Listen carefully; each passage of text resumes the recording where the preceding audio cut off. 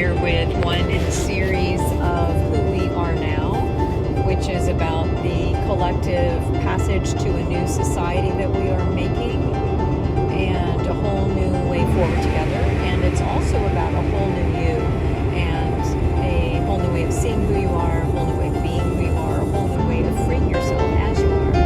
And I want to talk today about the learning of life. And the chief learning of life, in my estimation so far, is around the logic of love. Now, logic is a word that I am not too fond of because I am much more comfortable operating in what would be considered as a very fluid, dynamic kind of way. A lot of change, a lot of what some people would call chaos, but it's not chaos to me, it's the field of creation. But it does not look very logical.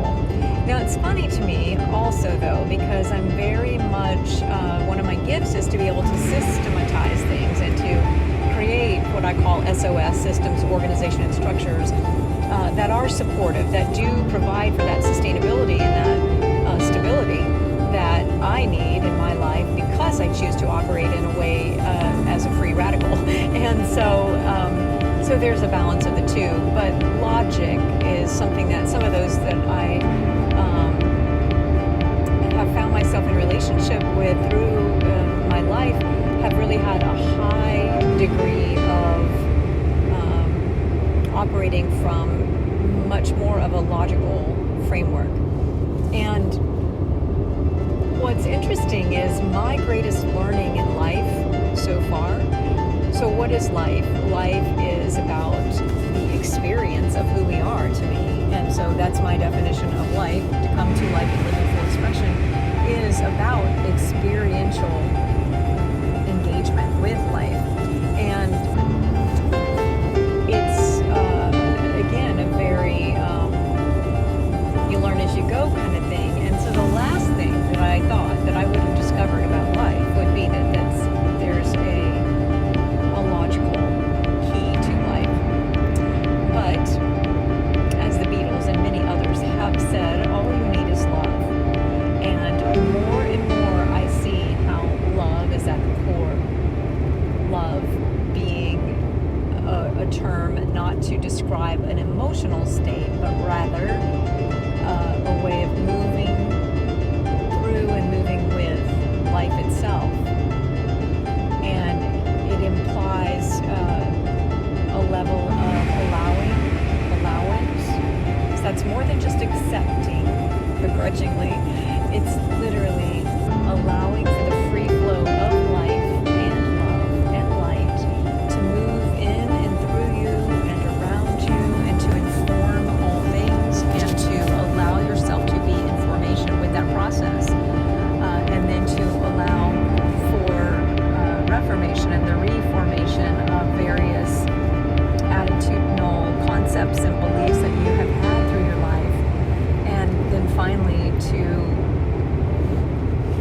allow yourself to trust life enough to allow yourself to be lifted up by life and set free in love and for love. And so very much I have come to understand that it is love at the center, it is love between the poles, it is love that lifts us higher and that allows us to go deeper and that allows us to reach farther and allows us to grow in all directions, to heal the past, to expand in the moment of the now, which is always our next opportunity window, and to find and our forward flow to really tap into those momentum action pathways that will carry us into the current of the future, which is beginning now with this next opportunity window, and which includes our so-called past, our history, which is our herstory, and our